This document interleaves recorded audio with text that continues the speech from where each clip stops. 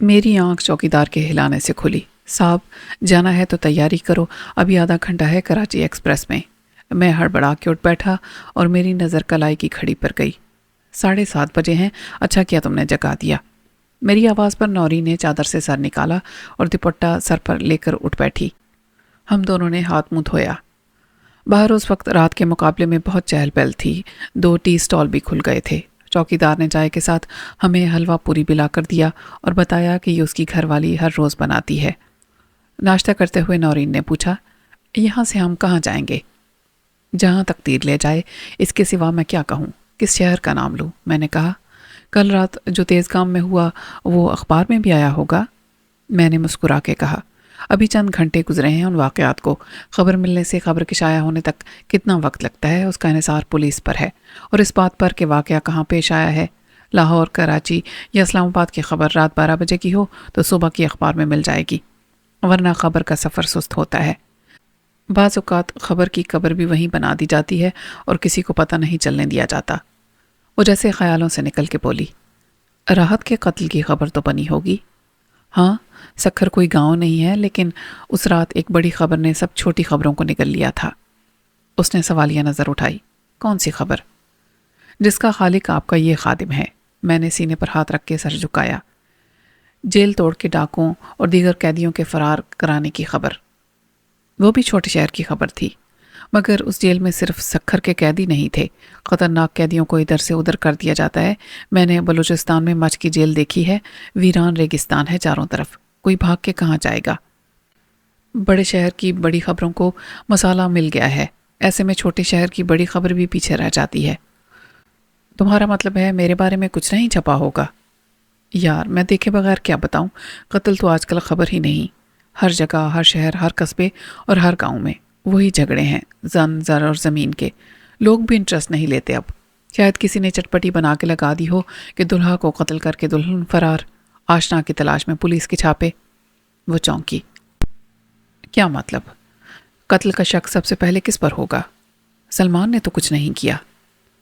کیا چچا نے انہیں بتایا نہیں ہوگا، اخبار والوں کو اور پولیس کو، کہ تمہارے سلمان خان سے مراسم تھے اور تم اسی سے شادی کرنا چاہتی تھیں؟ عام طور پر انجام یہی ہوتا ہے، لڑکی اپنے آشنا کے ساتھ مل کر قتل کراتی ہے اور دونوں بھاگ جاتے ہیں۔ لیکن سلمان تو دبئی گیا ہے کاروبار کے سلسلے میں، وہ فرار تو نہیں ہوا۔ نورین نے کہا، یہ مجھے معلوم ہے یا تمہیں؟ پولیس تو اسے فرار ہی قرار دے گی نا جب تک وہ ملے گا نہیں۔ اس کا مطلب ہے دبئی سے واپس آیا تو گرفتار کر لیا جائے گا؟ یہ ہو سکتا ہے، لیکن فکر کی بات نہیں، وہ اپنی بے گناہی ثابت کر سکتا ہے۔ وہ چلائی، بے گناہی ثابت ہونے تک تو پولیس اس سے اقبال جرم کرا لے گی۔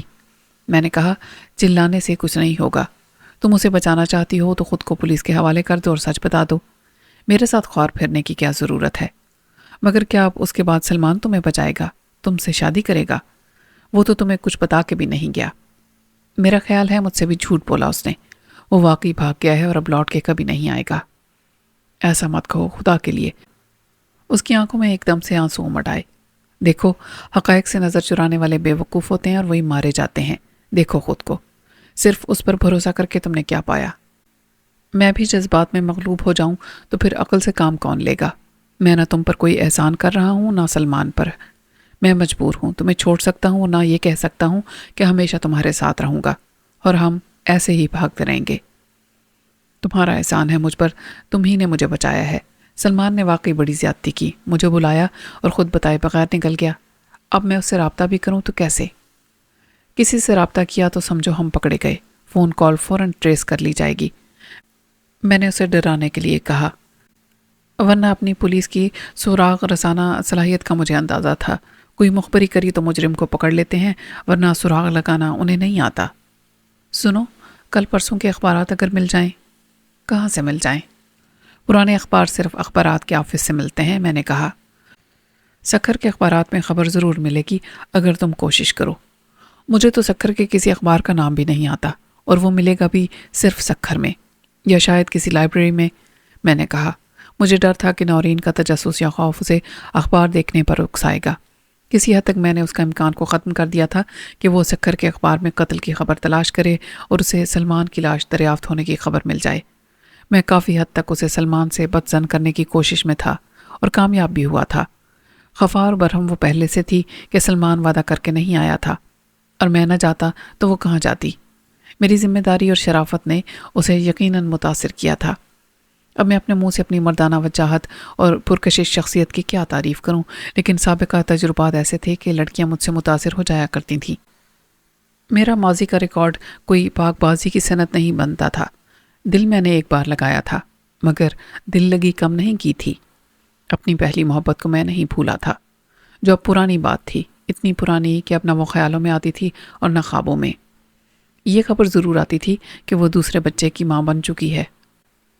نورین وہ دوسری لڑکی تھی جس نے میرے جذبات پر کمانڈوز جیسی برق رفتاری سے قبضہ کیا تھا۔ اگرچہ عقل کا قبضہ پوری طرح ختم نہیں ہوا تھا، لیکن اب مجھے اپنی نیت پر شک ہونے لگا تھا کہ میں جو بھی کر رہا ہوں وہ بے سبب نہیں۔ میں اپنی شرافت، کردار اور ذمہ داری کے جذبے سے اس کو متاثر کرنا چاہتا ہوں۔ یہ چاہتا ہوں کہ وہ سلمان کے فریب خیال سے نکل آئے اور اس کی جگہ مجھے خیالوں میں بسا لے۔ ایسا سوچنا یا چاہنا کسی طرح بھی غلط نہیں تھا۔ سلمان کا وجود صرف نورین کے خیال میں رہ گیا تھا اور میں اسے وہاں سے نکال سکتا تھا۔ پھر میری جگہ کون لے سکتا تھا؟ وہ میرے ساتھ تھی، پوری طرح میری تحویل میں تھی اور میرے تابع تھی۔ بات صرف وقت کی تھی جو گزر جاتا ہے اور گزر رہا ہے۔ چوکیدار نے میرے خیالات کا سلسلہ منقطع کر دیا۔ اور کچھ لاؤں سر؟ چائے ٹھنڈی ہو گئی تھی۔ میں نے کہا اگر چائے مل سکے بالکل گرم۔ کیوں نہیں سر، ابھی آپ آرام سے بیٹھو، ادھر کوئی آنے والا نہیں ہے۔ ٹرین کا ابھی کچھ پتہ نہیں ہے کہ وہ کتنی دیر کرے۔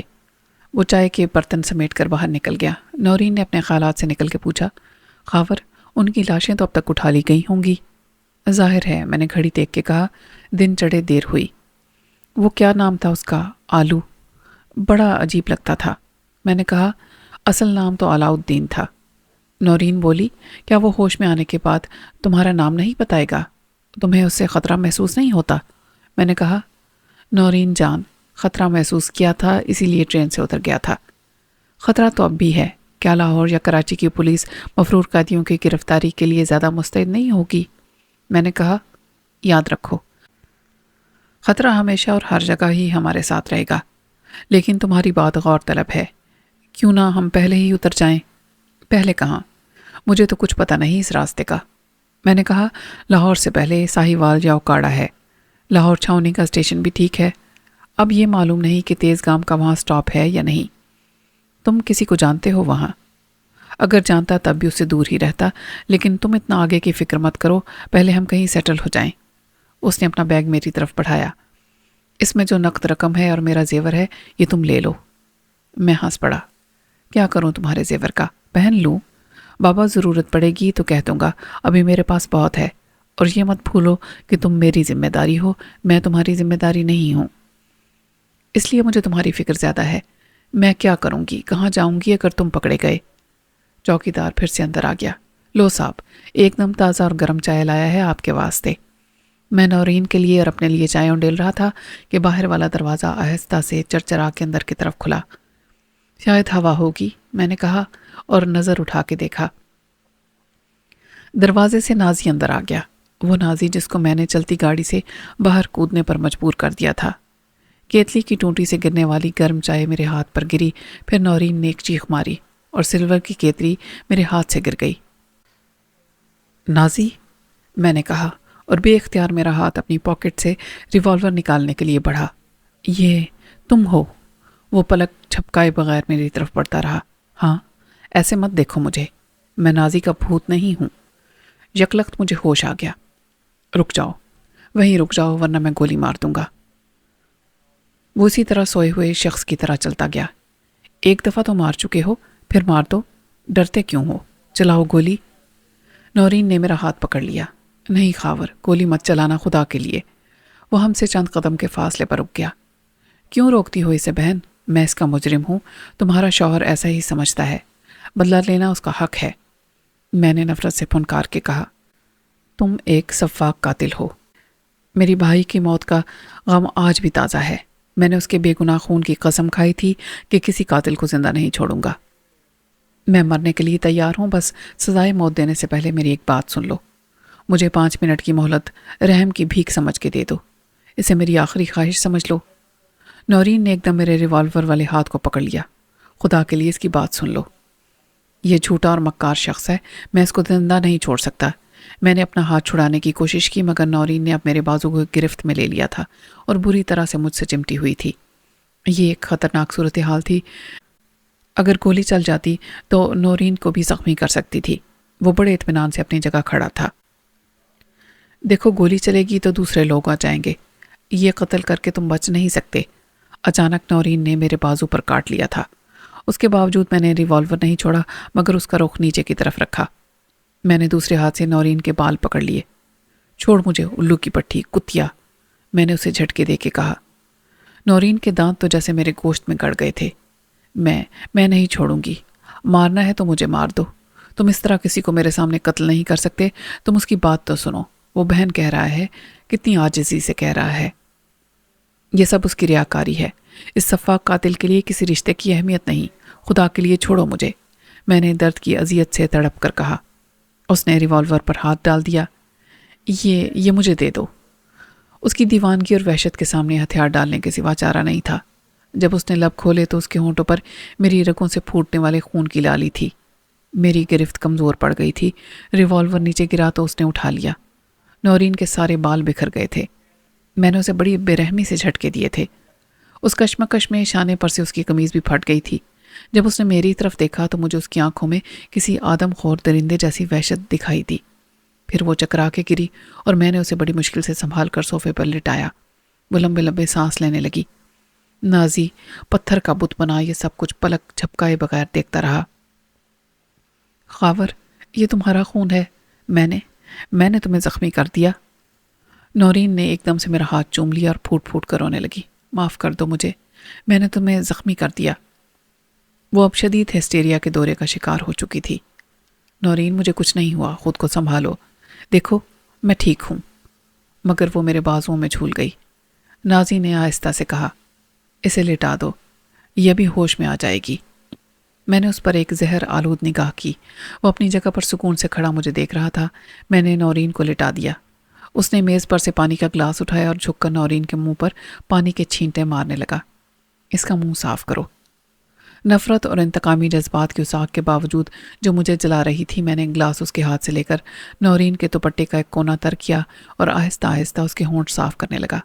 پھر اسی بھیگے ہوئے کونے سے میں نے اپنا ہاتھ بھی صاف کیا جس کی پشت پر 2 جگہ دانت گڑ جانے سے ننھے ننھے زخم بن گئے تھے اور ان سے رسنے والا خون وہیں جم گیا تھا. میں نے قریب کھڑے نازی کو دور دھکیلا. جاؤ، دفع ہو جاؤ، اس سے پہلے کہ میرے انتقام کی آگ کے شعلے پھر سے بھڑکنے لگیں. وہ تلخی سے مسکرایا. اب تم کچھ نہیں کر سکتے. فیصلے کا لمحہ گزر گیا. Shut up. ایک عورت آج تمہارے اور میرے درمیان حائل ہو گئی اور تم بچ گئے. قسمت نے آج تمہارا ساتھ دیا. قسمت نے تمہارا ساتھ دیا، تم بچ گئے. وہ بولا، ورنہ اس پانی کے گلاس کی جگہ کیا میں ریوالور نہیں اٹھا سکتا تھا؟ میں نے بے وقوفوں کی طرح فرش پر پڑے ہوئے ریوالور کو دیکھا. تو پھر تم نے ایسا کیوں نہیں کیا؟ اس نے میری بات کا کوئی جواب نہ دیا. تم خود سوچو، تم تو مجھے مار چکے تھے. تم نے مجھے چلتی ٹرین سے چھلانگ لگانے پر مجبور کیا تھا. جانتے ہو اس وقت تیز گام کی رفتار کیا تھی؟ ان دونوں ویٹرز کی ہڈیاں چور چور ہو گئی ہوں گی جن کو ہم نے وردی چھیننے کے بعد ننگا کر کے باہر پھینکا تھا. مگر تم دیکھ سکتے ہو میرے جسم پر وہی وردی ہے اور کوئی خراش تک نہیں ہے. یہ سب کیسے ہوا؟ میں نے ایک گہری سانس لی. میں نے دوڑ لگائی تھی چند سیکنڈ کی مہلت حاصل کرنے کے لیے، ورنہ تم خود مجھے دھکا دیتے. پھر میں نے واقعی جوا کھیلا تھا اور زندگی کو داؤ پر لگا دینے والا میرے جیسا گناہ گار اس لیے جیت گیا کہ خدا کی طرف سے دی جانے والی زندگی کی مہلت ابھی ختم نہیں ہوئی تھی. وہ ذرا سی دیر کے لیے خاموش ہوا تو مجھے ایک احساس شرمندگی نے گھیر لیا. اس کی بات میرے احساس پر تازیانہ بن کر لگی. آخر کس زوم میں تھا میں کہ میں نے اس کی جان خود نہیں لی، اسے شوٹ نہیں کیا، کیونکہ اس طرح قتل کا گناہ مجھ پر آتا اور میں نے اسے خودکشی کا حکم دیا. چلتی ٹرین سے چھلانگ لگانے کے بعد اس کے زندہ بچ جانے کے امکانات صفر تھے، لیکن وہ زندہ سلامت میرے سامنے موجود تھا. یہ احساس دلا رہا تھا کہ نعوذ باللہ میں خدا نہیں ہوں. جو زندگی دیتا ہے تو لے بھی سکتا ہے. میں نے شکست خوردہ لہجے میں اس سے سوال کیا، آخر یہ کیسے ہوا؟ تم کیسے بچ گئے؟ اس نے کہا، جیسے ابھی بچ گیا. تم خواہش اور ارادے کے باوجود مجھ پر گولی نہیں چلا سکے. میں نے برہمی سے کہا۔ تم ایک سیدھی سادی عورت کی جذباتی کمزوری سے فائدہ اٹھا رہے ہو، اسے بہن کہہ کے۔ وہ مسکرایا۔ تم بھول رہے ہو، پہلی بار شاید ایسا ہو گیا، حالانکہ یہ میری نیت نہیں تھی، مگر دوسری بار تمہارا ہاتھ پکڑنے والا کون تھا؟ ریوالور نیچے پڑا تھا اور میں اسے اٹھا سکتا تھا۔ جو گولی تم مجھ پر چلانا چاہتے تھے وہی تم پر کام کر سکتی تھی۔ اس کی دلیل نے مجھے لاجواب کر دیا۔ اس حقیقت سے انکار ممکن نہیں تھا۔ میں نے ہارے ہوئے جواری کی طرح کہا، اچھا یہ بتاؤ کہ تم نے ایسا کیوں کیا؟ وہ کچھ دیر نورین کو دیکھتا رہا۔ تم چاہے نہ مانو، میں جذباتی ہو گیا تھا اس لڑکی کو دیکھ کر، اور اب بھی ہوں۔ آج تک میں نے کسی کو بہن نہیں کہا اور نہ سمجھا۔ ہر لڑکی میرے لیے صرف لڑکی تھی، ہر عورت صرف عورت۔ لیکن اسے دیکھ کر، کیا نام ہے اس کا؟ نورین، میں نے کہا۔ نورین کو دیکھ کر ایک دم سے مجھے ایسا لگا جیسے میری وہ بہن میرے سامنے آ کھڑی ہوئی ہے جسے میں نے برسوں پہلے خود قبر میں اتارا تھا۔ تم شاید یقین نہیں کرو گے کہ ایسا ہو سکتا ہے۔ ایک جذباتی تجربے سے کبھی تم گزرے ہی نہیں ہو تو تم اسے سمجھ کیسے سکتے ہو؟ لیکن یہ دیکھو، کون ہے یہ؟ اس نے پتلون کی جیب میں سے اپنا پرس نکالا جو نوٹوں سے پھولا ہوا تھا۔ اس نے ایک پاکٹ میں شفاف پلاسٹک کے فریم سے جھانکتی نورین کی تصویر میرے سامنے کر دی۔ میں نے اس سے پرس لے لیا اور نورین کی اس 3 انچ لمبی اور 2 انچ چوڑی رنگین تصویر کو گھورتا رہا جس میں وہ اپنی معصوم ادائے حسن کی شوخی کے ساتھ مسکرا رہی تھی۔ اس کے بال دوپٹے میں چھپ گئے تھے جو اس کے حسین چہرے کے گرد ایک مقدس حالہ کیے ہوئے تھے۔ تصویر کے رنگ کچھ مدھم پڑ گئے تھے لیکن اس کے نقوش وہی تھے جو آج کی نورین کے تھے۔ میں نے تصویر کو دیکھا، پھر صوفے پر آنکھیں بند کیے خاموش لیٹی نورین کی صورت کو دیکھا اور نازی کے سچ کو تسلیم کر لیا۔ یہ تمہاری بہن ہے؟ میں نے اسے پرس واپس کیا۔ ہے نہیں، تھی۔ اس کا نام تھا پروین۔ میں اسے پری کہتا تھا اور وہ ننھی پری پرستان چلی گئی۔ یہ کمینی، بے رحم اور ہوس پرست دنیا اس کے لائق نہیں تھی۔ تم کہتے ہو میں نے اس کی جذباتی کمزوری سے فائدہ اٹھایا؟ جذباتی کمزوری کا شکار تو میں خود ہوا۔ مجھے تو تمہارے قتل پر مأمور کیا گیا تھا۔ میں جانتا تھا کہ نادر شاہ مجھے حکم عدولی کی سزا کیا دے گا۔ مجھے یہ بھی معلوم تھا کہ نادر شاہ سے زیادہ تم میرے خون کے پیاسے ہو۔ اس کے باوجود میں نے موقع سے فائدہ نہیں اٹھایا اور تمہاری جان لینے کی کوشش بھی نہیں کی۔ کیوں؟ کوئی تو وجہ ہوگی۔ میں خاموشی سے اسے دیکھتا رہا۔ وہ کچھ دیر بعد بولا، میں نے دیکھا کہ نورین تم سے محبت کرتی ہے، دیوانگی کی حد تک۔ اس نے اپنی جان کا خطرہ مول لیا مگر تمہیں قتل سے روکا۔ دیوانہ وار جان کی بازی لگا کے تم سے ریوالور چھین لیا۔ تمہاری بیوی؟ میں نے کہا، نورین میری بیوی نہیں ہے اور مجھ سے محبت بھی نہیں کرتی۔ تمہاری بات میں پہلا آدھا سچ ہے، دوسرا محض جھوٹ۔ یہ تم کیسے کہہ سکتے ہو؟ میں نے کہا۔ وہ بولا، جھوٹ نظر نہیں آتا، سچ نظر آتا ہے، محسوس ہوتا ہے۔ میں نے دیکھا کہ وہ تمہیں ایک جرم کے ارتکاب سے روک رہی تھی۔ وہ تمہیں ایک قاتل دیکھنا نہیں چاہتی تھی، آغاز سے نہیں انجام سے ڈرتی تھی۔ وہ تمہارے اور تختہ دار کے درمیان دیوار بن گئی کہ مارنا ہے تو پہلے مجھے مارو، پھر جو چاہے کرو۔ اور یہ میں نے دیکھا تو مجھے بڑی شرم آئی کہ میں اس عورت کا سہاگ اجاڑ دوں، اپنی بہن کو بیوہ کر دوں۔ لعنت ہے ایسے بھائی پر۔ نورین آہستہ سے کراہی، پھر اس نے آنکھیں کھول کے مجھے اور نازی کو دیکھا۔ آنسوؤں کا ایک قطرہ اس کی پلکوں پر اٹک گیا۔ مجھ سے پہلے نازی اٹھا اور اس کے پاس گیا۔ کیسی ہو تم پری؟ میرا مطلب ہے نورین۔ ٹھیک ہوں، وہ آہستہ سے اٹھی۔ تم میرا نام بھی جانتے ہو؟ ایک نام جانتا تھا، ایک اس نے بتایا، میری بہن۔ نازی نے میری طرف اشارہ کیا۔ اللہ کا شکر ہے کہ تمہیں کچھ نہیں ہوا، کسی کو بھی کچھ نہیں ہوا۔ اب میں جا رہا ہوں۔ نورین نے اس کا ہاتھ پکڑ لیا۔ کہاں جا رہے ہو بھائی؟ بہن کہتے ہو تو جانے کی بات مت کرو۔ وہ شخص جسے میں ایک عادی مجرم اور پتھر دل قاتل کی حیثیت سے جانتا تھا، موم کی طرح پگھل گیا۔ آدمی جو دیکھنے میں پتھر کی ناقابل تسخیر، ناقابل شکست دیوار لگتا ہے، اندر سے کہیں اتنا کمزور بھی ہو سکتا ہے، اس کا پہلے مجھے اندازہ نہیں تھا۔ نورین کی بات پر وہ اس کے ساتھ بیٹھ گیا۔ اچھا تو کہتی ہے تو رک جاتا ہوں کچھ دیر۔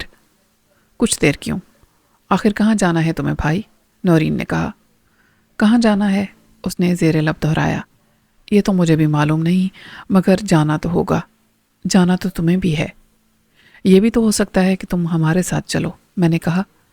اس نے مجھے حیرانی سے دیکھا۔ تمہارے ساتھ؟ یہ تم کہہ رہے ہو؟ ہاں، کیونکہ مجھے معلوم ہے حکومت ولی کے بعد اب تم واپس نادر شاہ کے پاس نہیں جا سکتے۔ میرے اور نادر شاہ کے درمیان عداوت کی ایک سرحد ہے، اسے تم نے جانتے پوچھتے عبور کیا۔ اب تمہاری واپسی کا کیا سوال؟ تم ادھر ہی رہو ہمارے ساتھ۔ کیسا ہو سکتا ہے؟ تم اپنے بھائی کا خون معاف کر سکتے ہو؟ جب تم نے مجھے زندگی سے محروم کرنے کا موقع جانتے بوجھتے گوا دیا تو پھر میں تمہیں کیسے معاف نہ کروں؟ اب تو میں بھی مجبور ہوں۔ ایک تمہارا احسان ہے تو دوسرا پری کا رشتہ۔ میں نے نورین کی طرف دیکھا۔ نورین چونکی۔ کون ہے یہ پری؟ اور تم نے مجھے پری کہہ کر کیوں مخاطب کیا؟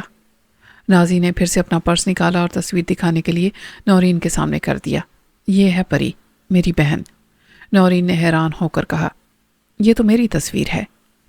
یہ پروین کی تصویر ہے، اس کی آخری تصویر، جب وہ کالج میں انٹر کا امتحان دے چکی تھی، 3 سال پرانی۔ اس کی ایک اور تصویر بھی ہے یہاں۔ اس نے اپنے سر کو انگلی سے بجایا۔ اس سے بھی زیادہ حسین اور معصوم۔ اس کے چہرے کے گرد دوپٹہ نہیں کفن تھا جب میں نے آخری بار اسے دیکھا۔ وہ تصویر میرے خیال میں محفوظ ہے۔ بہت کوشش کی کہ اسے حافظے سے کھرچ دوں مگر کامیاب نہیں ہوا۔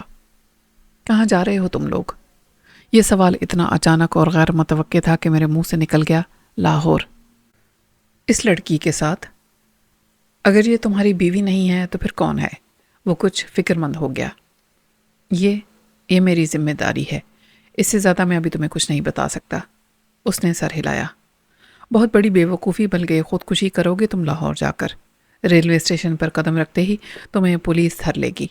نادر شاہ کے بندے وہاں پہلے سے تمہارا استقبال کرنے کے لیے موجود ہیں، وہاں بھی اور یہاں کراچی میں بھی۔ نازی کی بات کو جھٹلایا نہیں جا سکتا تھا، اس کے پاس زیادہ قابل اعتماد انفارمیشن تھی۔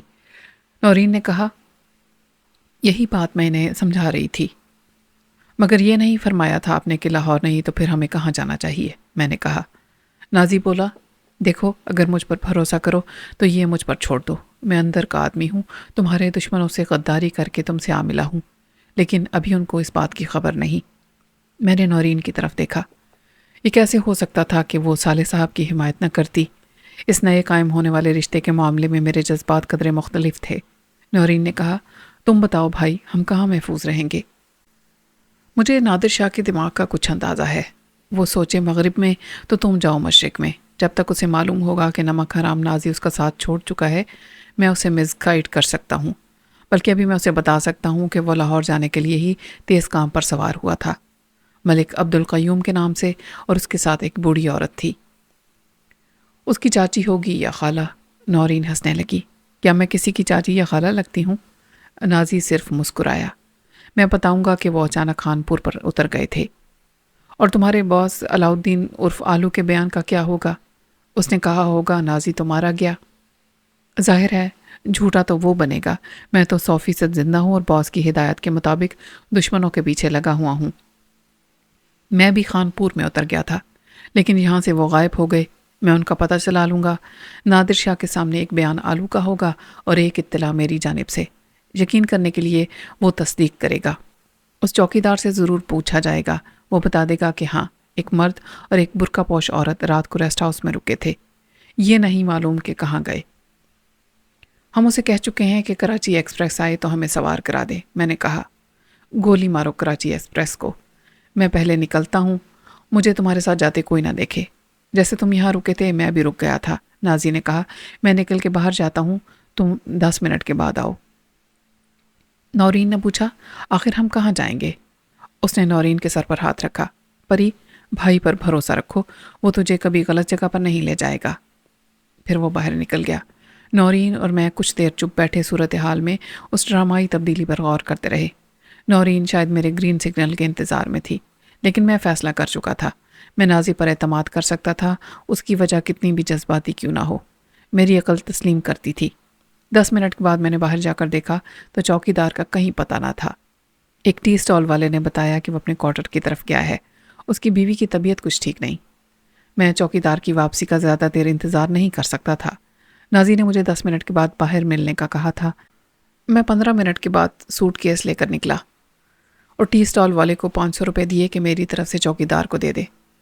چوکیدار کے بہت دیر سے نظر نہ آنے کی وجہ اب مجھے معلوم ہو گئی تھی۔ ایک طرح سے ہمارے لیے اچھا ہی تھا کہ وہ ہمیں رخصت کرنے باہر تک ساتھ نہیں گیا تھا۔ صبح 10:30 بجے خانپور اسٹیشن کا منظر رات کے منظر سے یکسر مختلف تھا۔ وہاں ٹی اسٹالوں کے علاوہ بھی بہت سے اسٹالز دکھائی دے رہے تھے جو تقریباً ہر اسٹیشن پر مسافروں کی تمام ضروریات کا سامان رکھے بیٹھے تھے۔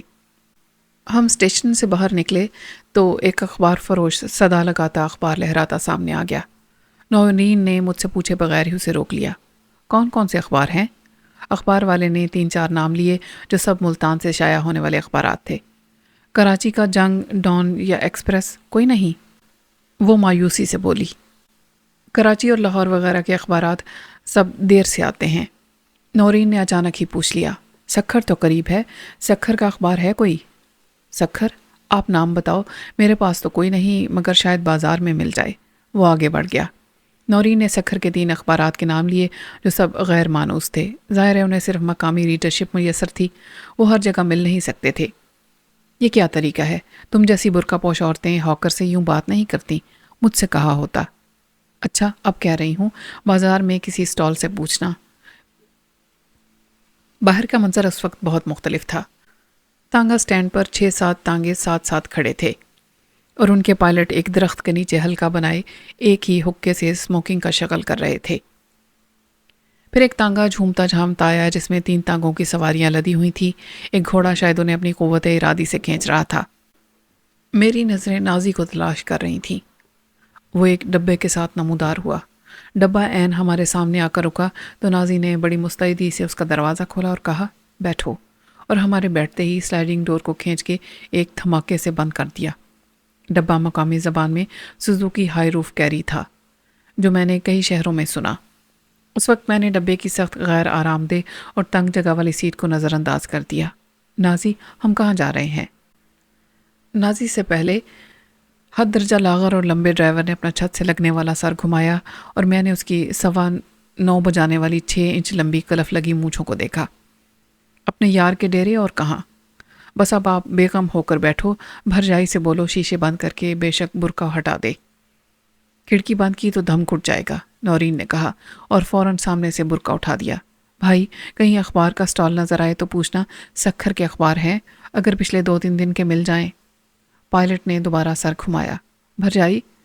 گڈی ایک بار کھڑی ہو گئی تو بازار میں دھکا لگانا مشکل ہو جائے گا۔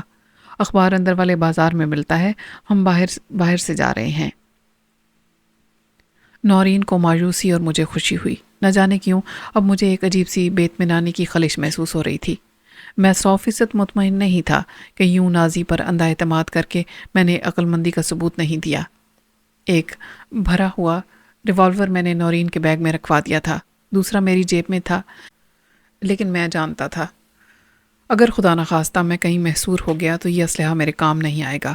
گاڑی اب خانپور کے قصبے سے نکل آئی تھی اور دونوں طرف سے آنے جانے والے ٹریفک کو دیکھ کر اندازہ لگایا جا سکتا تھا کہ ہم جی ٹی روڈ پر ہیں اور غالباً ملتان کی سمت میں سفر کر رہے ہیں۔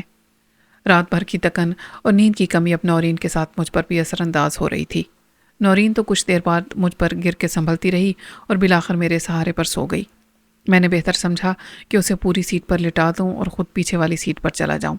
میں چاہتا تھا کہ آنکھیں کھلی رکھوں تاکہ پوری طرح باخبر رہوں کہ ہم واقعی سلامتی اور تحفظ کے ساتھ جا رہے ہیں یا نہیں۔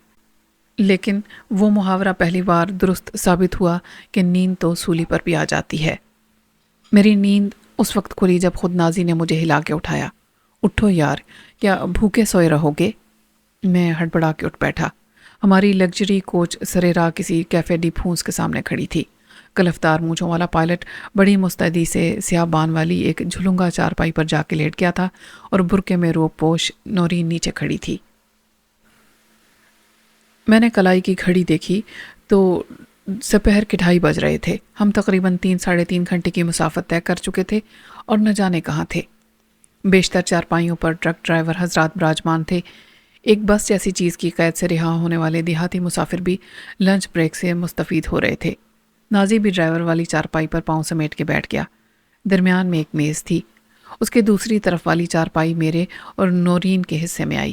یہ قطار کی آخری چارپائی اس لحاظ سے باپردہ تھی کہ نورین مخالف سمت میں دیکھنے کے لیے نقاب اٹھا سکتی تھی، لیکن اس پر کسی کی نظر نہیں پڑ سکتی تھی۔ ڈبے کا بانس جیسا پتلا سوکھا چینج کی سیدھی نوکدار مونچھوں والا پائلٹ اور نازی آپس میں خاصے بے تکلف نظر آتے تھے۔ جو میرے لیے حیرانی کا باعث بھی تھی اور تشویش کا بھی۔ موقع پاتے ہی میں نے نازی سے کہا، آخر ہم کہاں جا رہے ہیں اور اس وقت کہاں ہیں؟ اتنا پریشان ہونے کی کیا ضرورت ہے؟ ہم ملتان سے آگے ہیں، رات تک لاہور پہنچ جائیں گے۔ لاہور؟ تم نے تو کہا تھا کہ وہاں خطرہ زیادہ ہے۔ میں نے ریلوے اسٹیشن کی بات کی تھی۔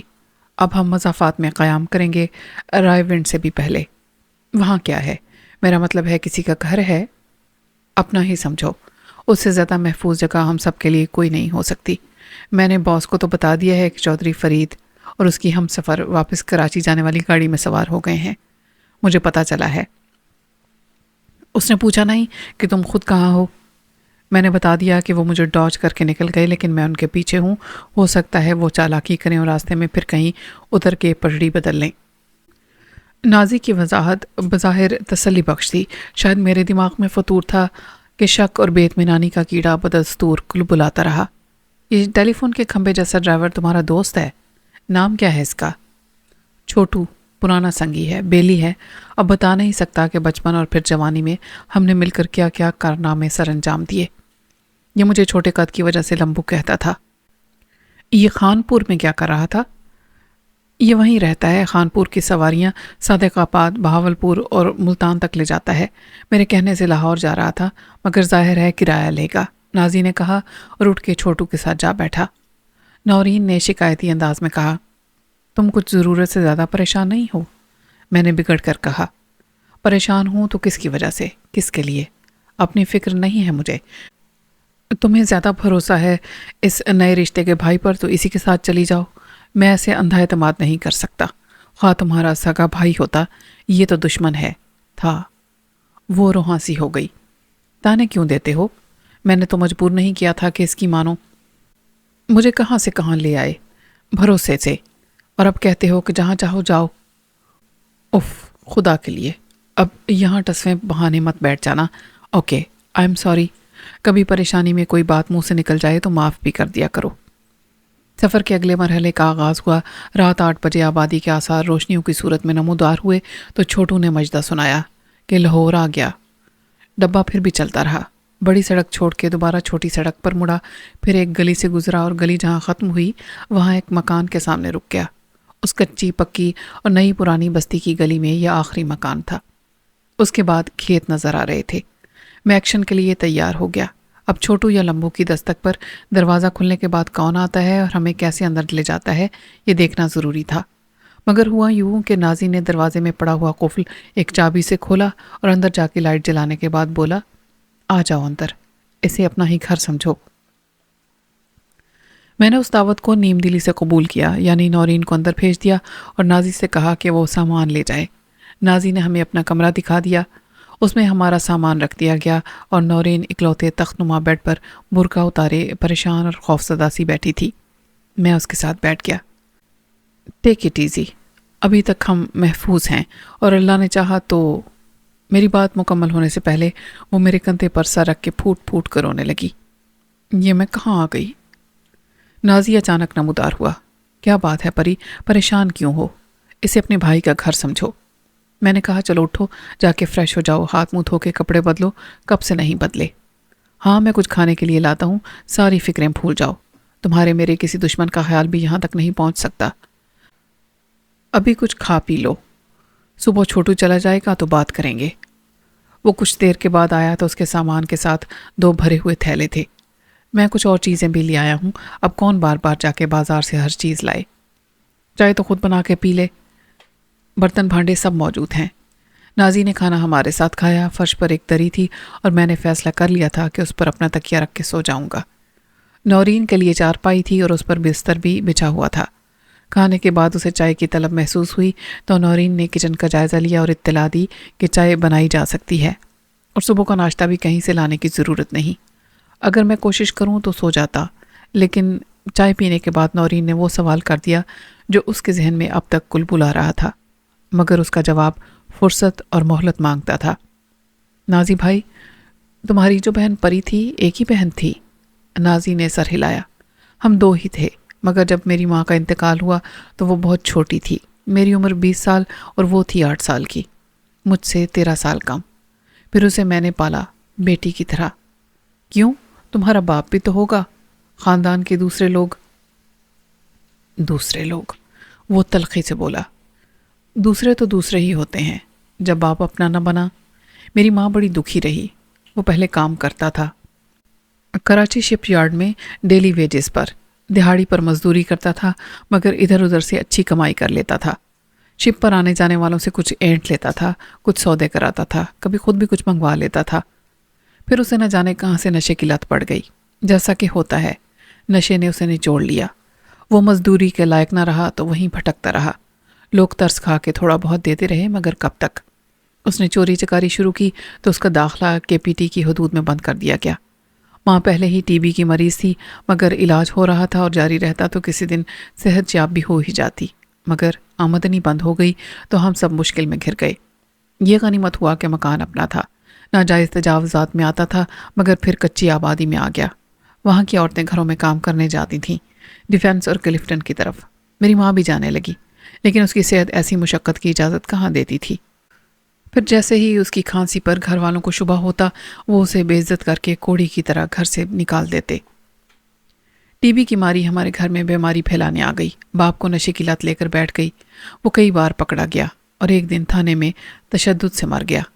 اس نے کسی بڑے آدمی کی گاڑی کے ویل کیپ اتار لیے تھے اور بیچنے گیا تھا کہ پولیس نے دھر لیا۔ چوری اس بڑے آدمی کے لیے کوئی بڑی بات نہیں تھی، مگر سب کا زور تو لاوارث پر ہی چلتا ہے۔ اس کے کہنے پر پولیس نے میرے باپ کو اتنا مارا کہ وہ مر گیا۔ ہم کیا کرتے؟ شور بھی کرتے تو اتاب کا شکار ہوتے۔ میں اس وقت 14 برس کا تھا اور پری صرف 2 سال کی۔ ابھی اس نے چلنا اور بولنا شروع کیا تھا۔ میں نے بھیک نہیں مانگی اور سارے کام کیے، پکوڑے بیچنے سے اخبار بیچنے تک۔ اس سے گزر بسر تو ہو جاتا تھا، لیکن ماں کا علاج نہیں ہو سکتا تھا۔ اور پھر ایک دن بیماری نے اسے کھا لیا۔ پری کی پرورش اب میری ذمہ داری ہو گئی تھی۔ 8 سال کی پری کے ساتھ شہر کے دوسرے آخری کنارے تک میں کیسے جاتا تو کام کیسے کرتا؟ میں نے اسے اسکول بھیجا۔ خود میں نے 8ویں تک گورنمنٹ اسکول میں پڑھا تھا۔ پھر حالات بھی ایسے نہ رہے اور میں فکر معاش میں لگ گیا۔ یہ الگ بات کہ تعلیم حاصل کرنے کے شوق کے باعث میں نے پرائیویٹ میٹرک کا امتحان دیا، پھر انٹر کا اور پھر BA کا۔ مجھے ایسے لوگ ملتے رہے جو میرے شوق کی حوصلہ افزائی کرتے رہے۔ ایک نائٹ کالج کے مالک نے مجھے فیس ادا کیے بغیر کلاس میں بیٹھنے کی اجازت بھی دی۔ جب پری نے میٹرک پاس کیا تو میں اس وقت تک ایک پرانی ہونڈا 50 خرید چکا تھا۔ صبح اخبار ڈالنے کے بعد میں دکانوں پر مختلف چیزیں سپلائی کیا کرتا تھا۔ ایک وقت ایسا آیا کہ ایک شخص نے مجھ سے کہا کہ اگر تم نے BSc کیا ہوتا تو میں تمہیں کسی دوا ساز کمپنی میں میڈیکل ریپ لگوا دیتا۔ اس شخص نے میری سفارش کی تو BA کے بعد ایک کمپنی نے مجھے سائنس کی شرط سے مستثنا کرتے ہوئے میڈیکل ریپ کی نوکری دے دی اور میں معزز ہو گیا۔ معزز یوں کہ میرے لیے قمیض پتلون کے ساتھ ٹائی لگانے کی پابندی تھی۔ ہم اپنے اسی پرانے محلے میں رہتے تھے۔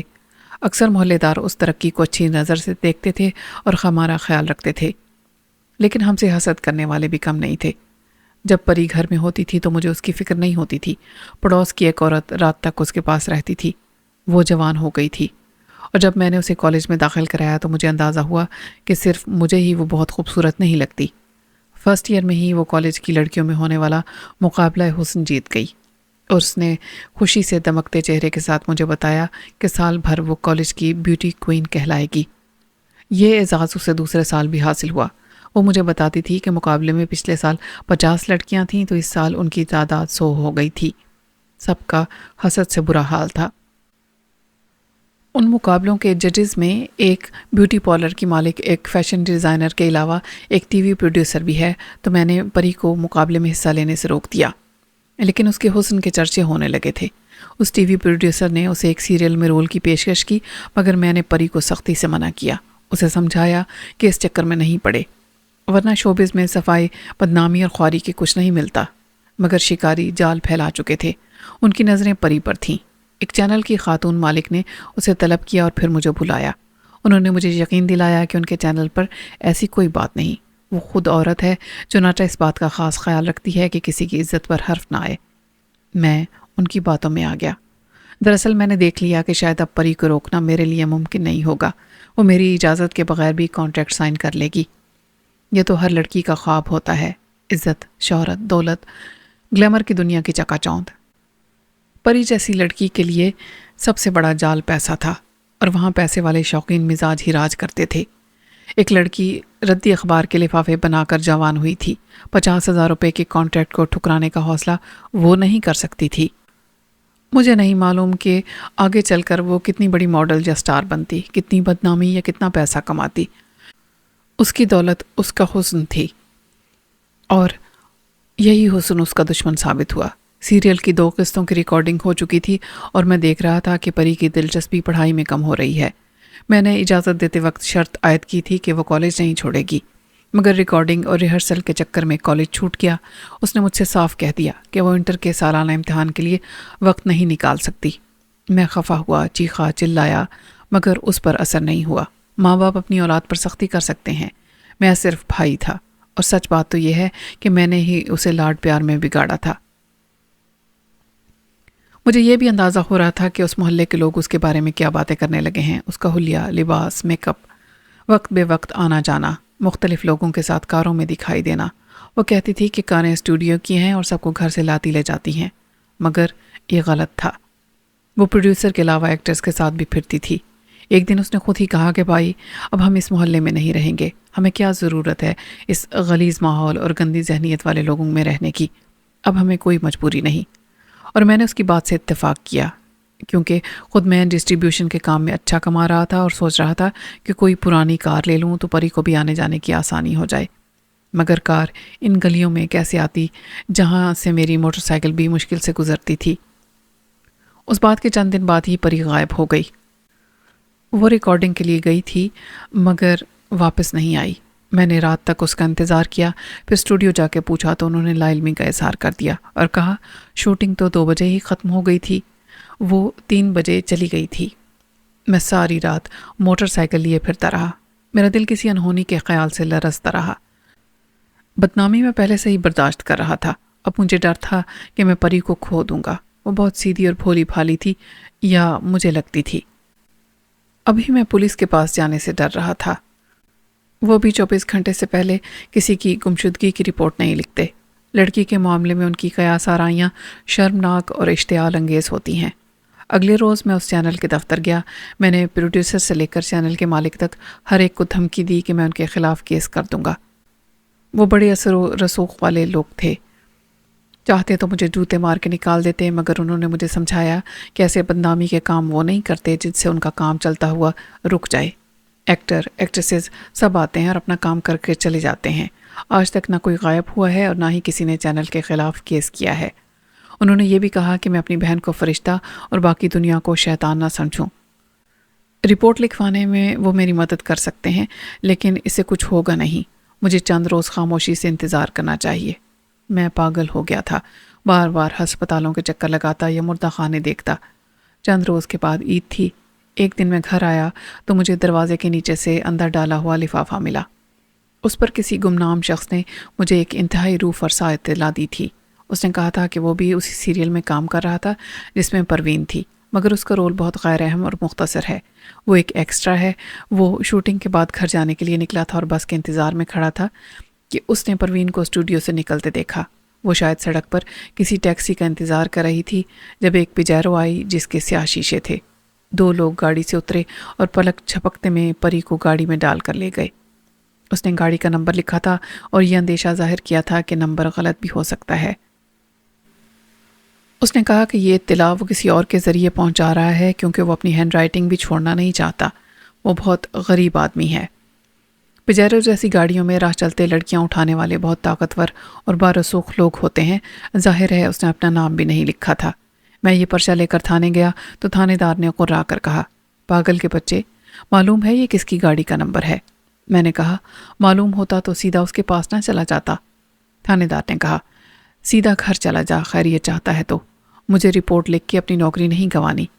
یہ صوبے کے سب سے طاقتور وڈیرے کے بیٹے کی گاڑی کا نمبر ہے۔ جب میں نے ہنگامہ کیا اور کورٹ جانے کی اور آئی جی کو شکایت کرنے کی دھمکی دی تو تھانے دار نے مجھے حوالات میں بند کر دیا۔ وہ چلا گیا مگر جاتے جاتے کسی ماتحت سے کہہ گیا کہ یہ کتا بہت بھونکتا ہے، اس کی آواز بند کر دو۔ اس کا اشارہ ہی کافی تھا۔ سپاہیوں نے مجھے ننگا کر کے الٹا لٹکایا اور میری چمڑی ادھیڑ دی، لیکن انہوں نے میرے منہ میں کپڑا ٹھونس دیا تھا اور بے رحمی سے چھدرول کرتے ہوئے ایک دوسرے سے ہنس ہنس کے پوچھتے رہے کہ کیا ہوا۔ کتے کی آواز تو پلے جیسی بھی نہیں نکل رہی۔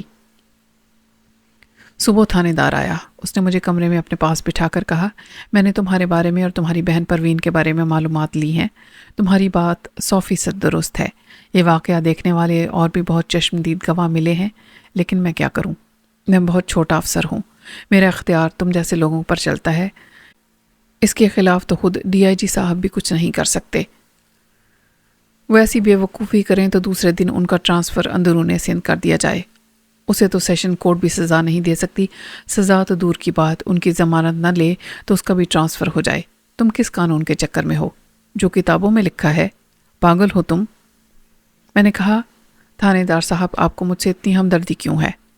چھوڑو یہ بات، ہم دن رات تماشا دیکھتے ہیں کھلی آنکھوں سے، ظلم ہوتا دیکھتے ہیں مگر انصاف کی بات نہیں کرتے۔ تمہیں شاید اس لڑکے کے باپ کی سیاسی اور بدماشی کی طاقت کا اندازہ نہیں ہے، لیکن کوئی اس کو برا کہنے کی جرت نہیں کر سکتا۔ کسی میں ہمت نہیں کہ اس کے خلاف زبان کھول سکے۔ مجھے معلوم ہوا ہے کہ تمہاری بہن بہت خوبصورت تھی، بس یہی خرابی ہو گئی۔ مجھے میرے مخبروں کے ذریعے خبر ملی ہے کہ وہ 2-4 دن میں واپس آ جائے گی، جب اس کا دل بھر جائے گا۔ اس کا ایک تو یہ شوق ہے، فائدہ اٹھانے والی لڑکیاں اس کے ایک اشارے پر پہنچ جاتی ہیں۔ ہو سکتا ہے تمہاری شریف بہن نے انکار کیا ہو، اسی لیے اسے زبردستی اٹھا لیا گیا۔ بہتر ہے کہ تم بھی اس پر خاموشی اختیار کرو۔ یہ عزت عصمت سب ڈھکوسلے ہیں غریبوں کے، اصل طاقت پیسہ ہے، وہ تمہاری بہن بھی لا سکتی ہے۔ عقل سے کام لے تو بہت فائدے بھی حاصل کر سکتی ہے، نہیں تو خاموشی سے یہ شہر چھوڑ دو، اس رسوائی کو یہیں چھوڑ جاؤ۔ میں نے کہا، آپ کو یقین ہے کہ 2-4 دن میں وہ آ جائے گی؟ امید تو ہے، اب کیا پتہ ہفتہ 10 دن لگ جائیں۔ وہ بڑے سائیں کی اور ان کے خاص بندے کو دی جائے گی، لیکن وہ نہ آئے تو میرے پاس مت آنا۔ آپ کے پاس نہیں آؤں گا تو پھر کہاں جاؤں گا تھانے دار صاحب؟ میں بلا اختیار رو پڑا۔ معلوم نہیں کیوں وہ تھانے دار مجھے صحیح مشورہ دے رہا تھا۔ اس نے کہا، ایک بندہ ہے نادر شاہ، تم اس کے پاس چلے جانا اور اسے سب بتانا، شاید وہ کچھ کرے۔ میری بہن واقعی آخری روزے پر آ گئی۔ اگلے روز عید تھی۔ میں باہر سے آیا تو وہ گھر میں موجود تھی۔ اس کی لاش پنکھے سے لٹک رہی تھی۔ اس کی آنکھیں کھلی ہوئی تھیں اور زبان باہر کو نکلی ہوئی تھی۔ میں نے چلا کے کہا، پری، اور وہیں گر کے بے ہوش ہو گیا۔ ہوش مجھے اس وقت آیا جب پولیس والے اس کی لاش اتار کے پوسٹ مارٹم کے لیے لے جا چکے تھے۔ لاش شام کو ملی، وہ بھی ایک نیک دل تھانے دار کی مدد سے۔ ڈاکٹروں نے رپورٹ میں اس کے ساتھ ہونے والی زیادتی کا حوالہ نہیں دیا۔ آخری بار میں نے اس کا چہرہ تب دیکھا جب وہ کفن پہن کے آخری سفر کے لیے تیار تھی۔ سب کے ساتھ میں بھی گیا، اسے قبر میں اتارا اور لوٹ آیا، مگر رات کو مجھے دورہ پڑا تو میں پھر قبرستان چلا گیا اور صبح تک اکیلا وہیں بیٹھا رہا۔ نورین بت بنی بیٹھی تھی اور نازی کو روتا دیکھ کے رو رہی تھی۔ آنسو اس کی کھلی آنکھوں سے 2 خاموش جھرنوں کی طرح بہہ رہے تھے۔ نازی کے آنسوؤں نے میرے دل کے تمام شکوک کو دھو ڈالا۔ یہ اداکاری نہیں تھی، فریب کاری نہیں تھی۔ نورین کو دیکھ کر وہ سچ مچ یہی سمجھ بیٹھا تھا کہ اس سے حشر تک کے لیے بچھڑ جانے والی پری کسی معجزے کی طرح پھر اس دنیا میں مل گئی ہے۔ جذبات کی زبان کو عقل سے نہیں سمجھا جا سکتا۔ مجھے بھی لگتا تھا کہ کہیں نازی نے ہماری عقل پر جذبات کا جال نہ پھینکا ہو، مگر اب مجھے کوئی شک نہیں رہا تھا کہ وہ خود اپنی جذباتی کمزوری کے جال میں گرفتار ہے۔ کچھ دیر کے بعد آنسو صاف کر کے وہ خفت سے مسکرایا۔ معاف کرنا، باتوں میں مجھے خیال نہیں رہا، تمہیں نیند آ رہی ہوگی۔ نورین سے پہلے میں نے کہا، نہیں، تم بتا رہے تھے کہ تھانے دار نے نادر شاہ کے پاس جانے کا مشورہ دیا تھا۔ ہاں، میں نہیں جانتا تھا کہ نادر شاہ کون ہے اور مجھے کہاں ملے گا۔ ظاہر ہے وہ کوئی عام آدمی نہیں تھا، اسے تلاش کرنا مشکل نہیں تھا، لیکن اس سے ملنا بھی آسان نہیں تھا۔ بہت سے لوگ صرف اس کے نام کو جانتے تھے، یہ نہیں جانتے تھے اس کا ٹھکانہ کہاں ہے۔ کچھ یہ جانتے تھے کہ اس کا کوئی ایک ٹھکانہ نہیں، سال کے 365 دنوں میں وہ 365 ٹھکانے بدلتا ہے۔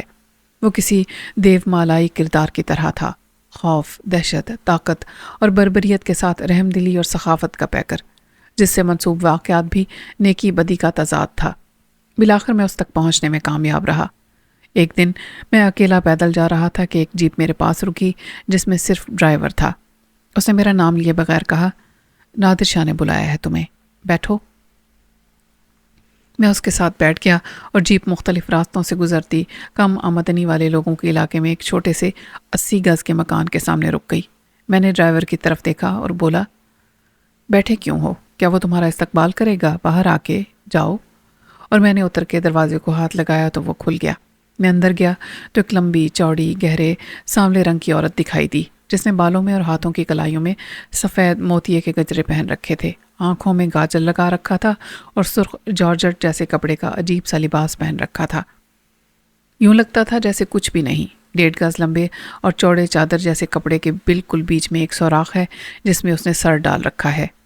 लिबास होने के बावजूद लगता था कि उसने कुछ भी नहीं पहन रखा है। उसके जिस्म की बोटी बोटी थिरकती साफ महसूस होती थी। मेरी महवियत पर वो खिलखिला के हंसी। यहाँ क्यों जम गए? अंदर जा चंदा। और मैंने झेंप कर कदम बढ़ाए तो एक कमरे से आवाज़ आई, आ जाओ नाजी। नादिर शाह को मैंने एक चारपाई पर गाँव तकिए के सहारे नीम दराज देखा। उस कमरे में सिर्फ एक बेड था और एक कुर्सी। वो मेरी तवक्को के खिलाफ छोटे कद का दुबला पतला आदमी था। तुमने खुद देखा है उसे। उसकी शख्सियत में कुछ भी मुतासिर करने वाला नहीं, न कोई खौफजदा करने वाली बात है। हाँ, उसकी आंखें पीली अंगारों की तरह दहकती हुई लगती हैं। लगता है आदमी के आर पार हो जाएंगी। उसने कहा, तुम मुझसे मिलना चाहते थे? बैठो। मैं कुर्सी पर बैठ गया। मुझसे एक थानेदार ने कहा था कि सिर्फ तुम मेरी मदद कर सकते हो। उसने थानेदार का नाम नहीं पूछा। अपना मसला बताओ। मैंने बता दिया। मैं फ़लाँ शख्स को कत्ल करना चाहता हूँ, खुद अपने हाथों से। उसका खून अपनी बहन की कब्र पर अर्के गुलाब की तरह छिड़कना चाहता हूँ। वो हंसने लगा। उसके घर चले जाओ, पता तो तुम्हें मालूम ही होगा। मैं उठ खड़ा हुआ। इसका मतलब है मैं अब तक अपना वक्त ज़ाया कर रहा था तुम्हें तलाश करने में। तुम कुछ नहीं कर सकते। हर शख्स की हर बात सुन के एतबार कर लोगे तो किसी दिन खुद ज़ाया हो जाओगे, वो बोला और मुझे उठकर जाते हुए देखने लगा। बीवी, तुमने मेहमान को चाय के लिए नहीं पूछा? मैंने उस औरत की झनकार जैसी हंसी सुनी। चाय बनने में वक्त लगता है जी, तुम्हारा मेहमान बहुत जल्दी में है। अच्छा, दरवाज़ा बंद कर दो। मैंने नादिर शाह की आवाज़ सुनी, फिर दरवाज़ा मेरे पीछे बंद हो गया। बाहर कोई जीप नहीं थी। मैं खुद ही अंदाजे से एक तरफ चल पड़ा और चलता गया। नादिर शाह ने मुझे सख्त मायूस किया था। वो उल्लू का पट्टा थानेदार इस नमूने के लिए कह रहा था कि जो ना DIG साहब कर सकते हैं और ना कोर्ट, वो नादिर शाह कर सकता है। ये था नादिर शाह। मैं तो समझा था वो होगा जिसने दिल्ली में कत्लेआम का हुक्म दिया था तो गलियों में खून ऐसे बह रहा था जैसे नहरों में पानी बहता है। कहीं किसी ने मेरे साथ मजाक तो नहीं किया था। मुझे ये ख्याल भी आया, मगर ऐसा नहीं था। अगले ही रोज़ मैं फिर से सड़क पर था कि एक चमचमाती लंबी स्याह कार मेरे पास खामोशी से ठहर गई। नादिर शाह ने पीछे का दरवाज़ा खोल के मुझे इशारा किया तो मैं उसके साथ बैठ गया। तुम्हारा काम हो जाएगा, उसने बाहर देखते हुए कहा, मगर तुम्हें भी कुछ करना पड़ेगा। मैंने कहा, मैं सब करने को तैयार हूँ। वो मुस्कुराया। सब कुछ तुम नहीं कर सकते। बड़े काम की बड़ी कीमत होती है, ये छोटा सा काम है, उसकी छोटी सी कीमत है। तुम्हारा शिकार तुम्हारे हवाले कर दिया जाएगा, लेकिन उसके बाद एक कत्ल तुम और करोगे हमारे लिए। मैंने कहा, एक और कत्ल? किसका? वो बोला, जिसका मैं कहूँ। ये तो हमारा आपस का सौदा है। मैं तुम्हारा वो काम कर रहा हूँ जो कोई और नहीं कर सकता था। मैं कोई पेशावर कातिल होता तो तुमसे लाखों में मुआवजा तलब करता। ये कारोबारी दुनिया है। मेरी तुम्हारी न दोस्ती है न रिश्तेदारी, न तुमने मुझ पर कोई एहसान किया है जिसका कर्ज मुझ पर हो। देखा जाए तो एहसान मेरा है कि मैं तुम्हारी वो ख्वाहिश पूरी कर रहा हूँ जो तुम लाखों करोड़ों खर्च करके भी पूरी नहीं कर सकते। मैंने अपनी कीमत बता दी है। नहीं दे सकते तो कोई बात नहीं, मैं किसी से जिक्र नहीं करूँगा। तुम जा सकते हो। और किसके पास जाऊँ मैं? मैंने मायूसी से कहा। तो फिर यूं करो, अपनी बहन की इज़्ज़त लूटने वाले को माफ़ कर दो। माफ़ी का बड़ा अजर है। सब्र करो, अल्लाह सब्र करने वालों के साथ है। उसने मेरा मज़े का उड़ाने के अंदाज में कहा। मैं उसे माफ़ नहीं कर सकता। मैं तब तक चैन से नहीं बैठूंगा जब तक मेरी बहन का कातिल जिंदा है। मैं इस काम के लिए तैयार हूँ। बताओ, मुझे और किसको कत्ल करना होगा? 1, 2 या 10? कत्ल पर मौत की सज़ा तो एक ही बार हो सकती है। गाड़ी रुक गई। उसने कहा, तुम्हें ज़्यादा दिन इंतज़ार नहीं करना पड़ेगा। और ऐसा ही हुआ। अचानक एक रात मेरे घर के दरवाजे पर दस्तक हुई और किसी अजनबी ने मुझसे कहा, तुम्हें नादिर शाह ने बुलाया है और अभी। और मैं उसके साथ चल पड़ा। गली के बाहर जीप मौजूद थी। वो मुझे कोरंगी की तरफ किसी क्वार्टर में ले गया। आगे इंडस्ट्रियल एरिया था। मुझे साथ ले जाने वाले ने मेरे हाथ में भरा हुआ रिवॉल्वर दे दिया और बोला, जाओ। उस बिल्कुल खाली घर के कमरे में वो अकेला बैठा था। ایک صحت مند، خوش شکل اور خوش لباس جوان آدمی تھا۔ مجھے دیکھتے ہی اس کا رنگ پیلا پڑ گیا۔ تم پری کے بھائی ہو؟ پری کا نام اس کی زبان سے سن کر میرا خون ابلنے لگا اور جنون کی آندھی میرے عقل و ہوش کو لے اڑی۔ میں نے چیخ کے کہا، ہاں میں تیری موت ہوں، بہت دن جی لیا تو۔ وہ گڑ گڑانے لگا، دیکھو میری بات سنو، پھر جو تمہارا جی چاہے وہ کرنا۔ میں نے اس پر اندھا دھند فائر کیے۔ یہ عدالت نہیں ہے جہاں تیری بات سنی جائے گی۔ اپنا اثر و رسوخ استعمال کر سکتا ہے تو موت کے فرشتے کو روک لے۔ وہ میرے سامنے ہی ٹھنڈا ہو گیا۔ اگر میری جگہ تم ہوتے تو تمہاری عقل بھی کام نہیں کرتی۔ تھانے دار نے جس بااثر سیاسی شخصیت کا حوالہ دیا تھا اس کے 2 بیٹے تھے۔ میں دونوں کے نام جانتا تھا لیکن دیکھا میں نے کسی کو نہیں تھا۔ کوئی سوال کیے بغیر اور ثبوت مانگے بغیر میں نے جان لیا کہ نادر شاہ نے اصل مجرم کو میرے حوالے کر دیا ہے۔ میرے انتقام کی آگ سرد پڑ گئی اور میں اپنی بہن کی موت کے بعد پہلی بار سکون کی نیند سویا۔ اس کے قاتل کو جہنم رسید کر کے میں سیدھا قبرستان گیا اور پری کی قبر پر بیٹھ کر بہت رویا۔ جب آنسو ختم ہو گئے تو گھر آ کر سو گیا۔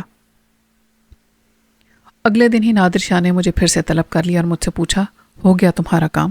میں نے کہا، اب میں مطمئن ہوں پری کے قاتل پری نے خودکشی کی تھی۔ نادر شاہ بولا، ہاں اس کی موت کا ذمہ دار یہ شخص تھا، اسی لیے تم اسے قاتل کہہ سکتے ہو۔ تم نے اسے مار دیا اور تمہارا کام ہو گیا۔ اب تمہیں میرا کام کرنا ہے۔ اس نے مجھے بتا دیا کہ کس کی جان لے کر مجھے اس کے احسان کا بدلہ اتارنا ہے۔ یہ تو مجھے بعد میں معلوم ہوا کہ اس نے مجھ پر کوئی احسان نہیں کیا تھا، اس نے مجھے قریب کر لیا تھا۔ جب میں نے اس کا کام کر دیا تو مجھے معلوم ہوا کہ جس کو میں مارنا چاہتا تھا وہ تو زندہ ہے اور اس کا ہر ٹھکانہ اس کے لیے ایک قلعہ تھا۔ لاہور، کراچی، اسلام آباد، مری کے علاوہ دنیا کے ہر بڑے شہر میں اس کا محل نما گھر ہے اور ہر محل ایک قلعہ ہے۔ جو قتل میں نے پہلے کیا تھا اس کی پوری ویڈیو ریکارڈنگ نادر شاہ کے پاس تھی۔ جو قتل میں نے اس کے احسان کا قرض چکانے کے لیے کیا اس کی بھی پوری فلم بندی ہو رہی تھی۔ ہر قتل کے گواہ اس کے پاس پہلے سے موجود تھے۔ میری نادر شاہ سے پھر ملاقات ہوئی تو میں نے کہا، شاہ جی وہ سور کا بچہ تو زندہ سلامت پھر رہا ہے جسے میں نے قتل کرنا تھا۔ آپ نے میرے ہاتھوں کس کو مروا دیا؟ تم نے اس کو مارا جو تمہاری بہن کی موت کا ذمہ دار تھا۔ اسی نے پروین کو اسٹوڈیو کے باہر سے اٹھا کر اپنی گاڑی میں ڈالا تھا۔ بہت لوگ تھے یہ دیکھنے والے۔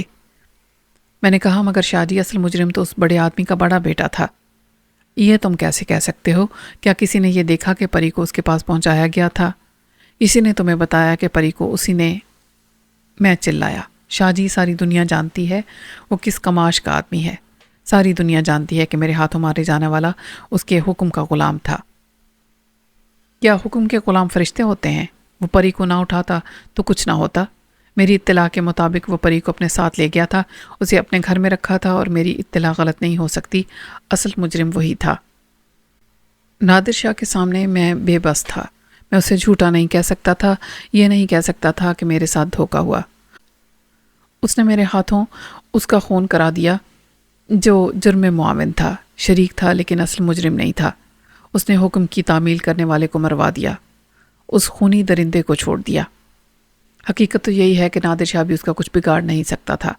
حکم کے غلام ہر جگہ قربانی کے بکرے بنائے جاتے ہیں، لیکن اس کے بعد رفتہ رفتہ مجھ پر سب کچھ واضح ہوتا چلا گیا۔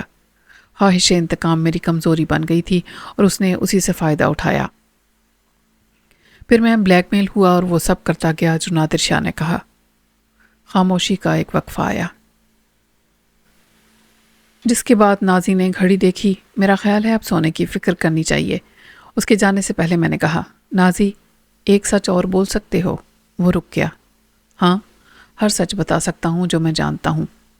کیا وہ دوسرا قتل جو تم نے پہلے قتل کی قیمت چکانے کے لیے کیا تھا میرے بھائی کا تھا؟ وہ اپنی جگہ منجمد ہو گیا۔ اس کی آنکھیں خلا میں ٹھہر گئیں اور اس کی صورت پر اعتراف جرم کی تحریر یوں بھر آئی کہ میں ہی نہیں نورین بھی اسے صاف پڑھ سکتی تھی۔ خاموشی کے ایک طویل وقفے کے بعد اس نے کہا، دیکھو اس وقت نہ میری تم سے کوئی دشمنی تھی نہ شناسائی، میں بھی حکم کا غلام تھا۔ یعنی تم اعتراف کر رہے ہو کہ اسے تم نہیں مارا تھا۔ تم چاہو تو مجھے قتل کر کے اس کے خون کا بدلہ لے سکتے ہو جیسے میں نے پری کے خون کا لیا۔ لیکن یہ بات میں نے دیر میں سمجھی کہ قتل کون کرتا ہے، ریوالور یا وہ ہاتھ جس میں ریوالور دیا جاتا ہے، یا ریوالور دینے والا؟ مہذب مغربی دنیا میں ایک بات کہی جاتی ہے کہ قتل اسلحہ نہیں کرتا، لوگ کرتے ہیں۔ میں نے کہا، اس کے باوجود سزائے موت گولی چلانے والے کو ہی دی جاتی ہے، وہاں بھی۔ اس وقت نورین نے اپنی مداخلت ضروری سمجھی۔ جب ہم اس بات کو ختم کر چکے ہیں تو دوبارہ کیوں کر رہے ہیں؟ میں نے تلخی سے کہا، فکر مت کرو، تمہارا بھائی اب محفوظ ہے۔ نازی خاموشی سے باہر چلا گیا۔ مجھے تو سخت تھکن ہے اور نیند آ رہی ہے، نورین نے کہا اور بستر پر لیٹ گئی۔ یہ لائٹ مت بجھانا۔ میں نیچے دری پر لیٹ گیا اور نہ جانے کتنی دیر تک چھت کو گھورتا رہا جو ایک سینما اسکرین بن گئی تھی اور جس پر میری عمر رفتہ کی کتاب کا ہر صفحہ ایک زندہ منظر کی طرح سامنے آ رہا تھا۔ میں اور میرا بھائی جو اسی طرح چھوٹے سے بڑے ہوئے تھے جیسے پری اور نازی۔ نازی کے اور میرے جذبات کی شدت میں فرق نہیں تھا، اس نے اپنا بدلہ لے لیا تھا۔ میں نادر شاہ کے اس خیال سے متفق تھا کہ اصل مجرم وہی تھا جو نازی کے ہاتھوں مارا گیا۔ اسی اصول پر اصل مجرم تو نازی ہی ثابت ہوتا تھا۔ نہ جانے کب خیالوں کے پورا سیب جنگل میں بھٹکتے بھٹکتے نیند نے مجھے آ لیا۔ میرا جسم اس سے زیادہ ٹینشن اور تھکن برداشت نہیں کر سکتا تھا، اس لیے دماغ نے نیند کی پناہ لی۔ صبح نہ جانے کس وقت میری آنکھ کھلی، کمرے میں اندھیرا تھا، بلب روشن تھا مگر بند دروازے کی جھری سے دن کا اجالا چمک رہا تھا۔ ایک سوراخ سے گزر کر آنے والی دھوپ فرش پر ننھا سا سفید دائرہ بنا رہی تھی۔ خاور، اٹھو، دیکھو دروازہ باہر سے بند کیوں ہے؟ نورین کی آواز میں گھبراہٹ تھی۔ میں نے اٹھ کر دروازے کو کھولنا چاہا، وہ واقعی باہر سے بند تھا۔ میں نے چلا کے نازی کو آواز دی مگر میری ہر پکار کا جواب سناٹے نے دیا۔ دروازہ باہر سے مقفل ہے، میں نے کہا۔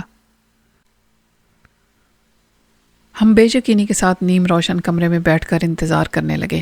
خوف اور گھبراہٹ سے نورین کا رنگ اڑ گیا تھا۔ خاور، یہ دروازہ آخر کیوں بند ہے؟ میں نے سر کھجا کے کہا۔ بہت سوچ بچار کے بعد میں نے اس سوال کا جواب تلاش کر لیا ہے۔ دروازہ مقفل ہے، وہ بھی باہر سے۔ نورین کھسیانی خفگی سے بولی، تمہیں مذاق سوچ رہا ہے؟ سوچو ہم باہر کیسے نکلیں گے؟ میں نے گھڑے جیسا سر ہلایا۔ یہ بھی سوچ لیا ہے، ایک طریقہ تو بہت آسان ہے، دروازہ کھل جائے گا، دوسرا کچھ مشکل ہے۔ ہم قدرت کے کسی کرشمے سے چونٹی بن جائیں تو نیچے کافی جگہ ہے۔ یہ نورین کی قوت برداشت سے زیادہ ہو گیا۔ اس نے مجھے مجروح نگاہوں سے دیکھا اور دونوں ہاتھوں سے منہ چھپا کے رونے لگی۔ بے وقوف سمجھتے ہو نا مجھے تم؟ عذاب بن گئی ہوں تمہارے لیے۔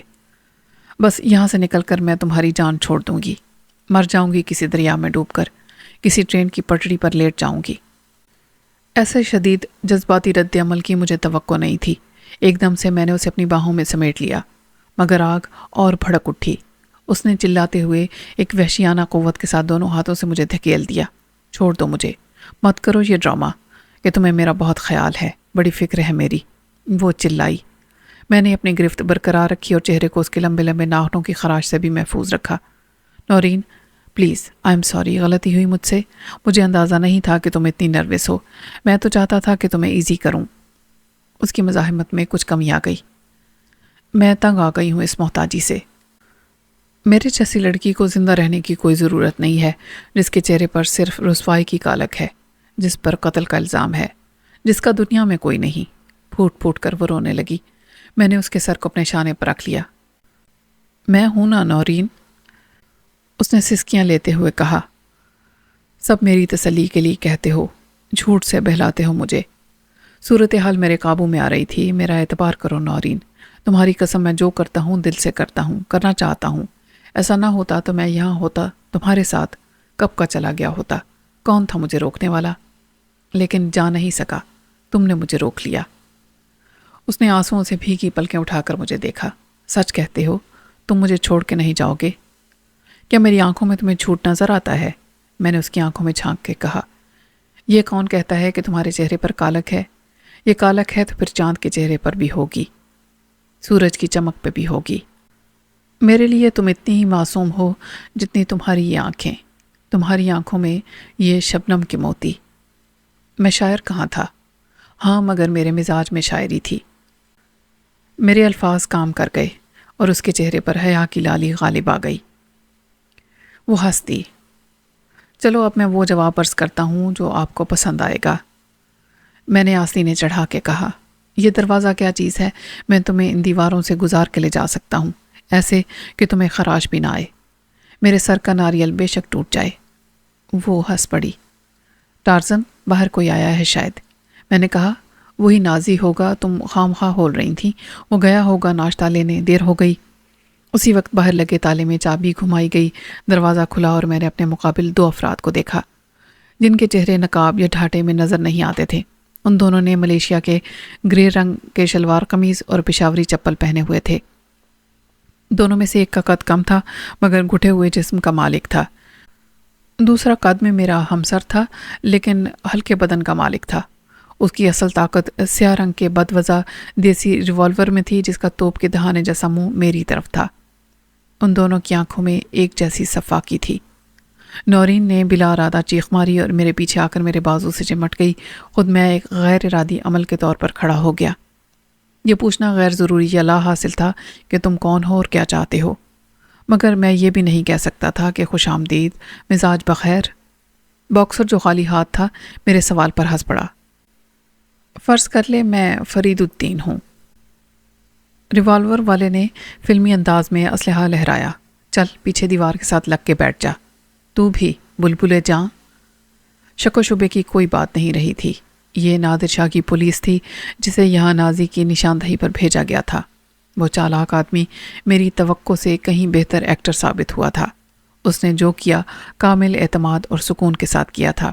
اسے کوئی جلدی نہیں تھی۔ وہ ہمارے ساتھ رہا، ہماری ہمدردی حاصل کرنے کے لیے اپنی مجبوری کی ایک دکھ بھری داستان سنائی اور ہماری آنکھوں پر بھروسے کی ایسی پٹی باندھی کہ ہم اس کے پیچھے پیچھے چلتے ہوئے اس جگہ تک آ گئے جو چوہے دان تھا۔ ہم چوہوں کی طرح پکڑ لیے گئے تھے۔ دیوار کے ساتھ پیٹھ لگا کر میں نے ٹانگیں سامنے پھیلا دیں اور نورین سے کہا، ایک بھائی نے اپنی بہن کی رخصتی کا کتنا شاندار انتظام کیا ہے مس نورین۔ اس نے مجروح نظر سے مجھے دیکھا لیکن زبان سے کچھ نہیں کہا۔ اس کی نظروں کا سوال بہت واضح تھا کہ دھوکہ صرف میں نے کھایا، تم ایسے عقل مند تھے تو میری نہ سنتے، اسے گولی مار دیتے۔ آلو نے سلام بھیجا ہے تمہیں، گن مین بولا۔ آلو یاد ہے نا، علاؤالدین۔ میں نے خوش دلی سے جواب دینا ضروری سمجھا تاکہ ان پر میرا خوف ظاہر نہ ہو۔ وعلیکم السلام، خیر سے تم بھی وہیں سے آئے ہو؟ جہنم سے۔ وہ کہاں ہے، تم اس سے ملو گے تو معلوم ہو جائے گا۔ دوسرے نے جیب سے سگریٹ نکال کے جلائی۔ میں نے کہا، پھر انتظار کیسا ہے، چلو۔ بس تمہاری میت گاڑی آ جائے، باکسر بولا، وہ پیچھے آ رہی ہے۔ میں نادر شاہ کو اچھی طرح سمجھتا تھا اور اس کے غیر جذباتی طریقہ کار سے بھی واقف تھا۔ اس نے واضح ہدایات دی ہوں گی کہ چودھری فرید کو زندہ سلامت لانا ہے لیکن کوئی رسک بھی نہیں لینا ہے۔ وہ خود مرنے پر کمر بستہ ہو تو مار کے وہیں چھوڑ آنا۔ چنانچہ میں فلمی ہیرو ٹائپ کسی ایکشن کے بارے میں بالکل نہیں سوچ رہا تھا۔ پہلی فکر تھی مجھے نورین کی۔ نادر شاہ اس کے نام سے بھی ناآشنا تھا اور اگر میرے سالے کا کردار کامیابی سے نبھانے والے ناظر نے اسے نورین کے بارے میں بریفنگ دے دی تھی تب بھی میرے اور نادر شاہ کے معاملات کا اس کی صحت پر کوئی اثر نہیں پڑتا تھا۔ 50-50 چانس یہ تھا کہ وہ نورین کو اجازت دے کہ چودھری فرید الدین کی، جسے تم خاور کہتی ہو، فکر چھوڑو، اسے تو سمجھو کہ مرحوم و مغفور ہوا۔ محبت کا کیا ہے، بعد میں کسی اور سے کر لینا، شکر کرو اس سے نکاح نہیں کیا، ورنہ بیوہ بن کے 4 ماہ 10 دن عدت کے گزارنے پڑتے۔ اپنے بارے میں مجھے کوئی خوش فہمی نہیں تھی۔ اس نے قانونی طور پر مجھے قتل کرانے کے لیے پھانسی کے تختے تک پہنچانے کا پکا انتظام کر لیا تھا۔ اس کے لیے آسان تو یہی ہوگا کہ وہ مجھے واپس قانون کے رکھوالوں کی تحویل میں دے دے، لیکن ہو سکتا ہے وہ اس مرتبہ کوئی چانس نہ لے۔ اس نے سوچا بھی نہیں ہوگا کہ جو کبھی نہیں ہوا تھا وہ ہو جائے گا۔ ڈاکو اپنے ساتھیوں کو چھڑانے کے لیے جیل پر حملہ کریں گے اور اس ہڑ بونگ میں دوسرے قیدیوں کے ساتھ فرید بھی نکل جائے گا۔ اس بار وہ بقلم خود مجھے جہنم رسید کرے گا۔ اپنی بے گناہی ثابت کرنے کے لیے میں نے اس کے اور عدالت کے سامنے پہلے بھی بہت شور کیا تھا، مگر میری کس نے سنی تھی اور کس نے مانی تھی؟ مجھے تھوڑی سی مہلت ملی تھی، بقول باکسر میری میت گاڑی آنے تک۔ ایک اچھی بات یہ ہوئی کہ یہ حکم کے غلام میری توقع کے خلاف تھوڑے سے احمق ثابت ہو رہے تھے۔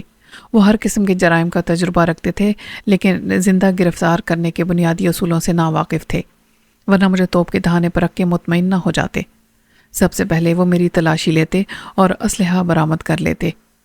ان کے اپنے ہاتھ میں بڑا ظالم ریوالور تھا اور انہیں اپنے نشانے پر بھی اعتماد تھا۔ چنانچہ ان کے دماغ میں یہ خیال نہیں آیا کہ اسلحہ میرے پاس بھی ہو سکتا ہے اور یہ ان کے لیے بہت بڑا رسک ہے کہ انہوں نے مجھے نہتہ نہیں کیا۔ خدا سے میں نے ایک دعا کرنے میں کوئی حرج نہ سمجھا، جو در حقیقت 2 in 1 تھی۔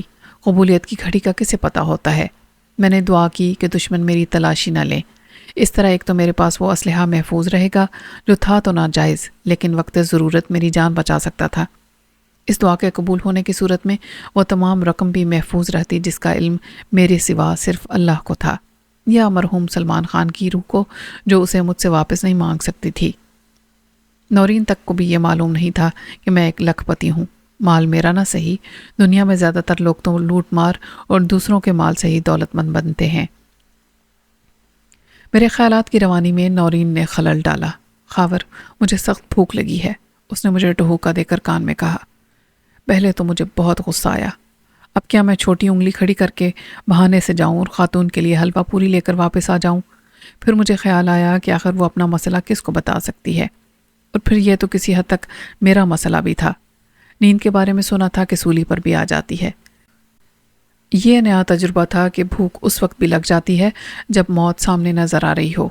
ان 2 متوقع قاتلوں سے چھٹکارا پانے کا کوئی فوری پلان میرے ذہن میں نہیں تھا، چنانچہ میں نے پرسکون رہ کے نورین کو بھی پرسکون رکھنا بہتر سمجھا۔ باکسر نے خود ہی مجھ سے سوال کر دیا، کیا کہہ رہی ہے تیری ہمشیرہ؟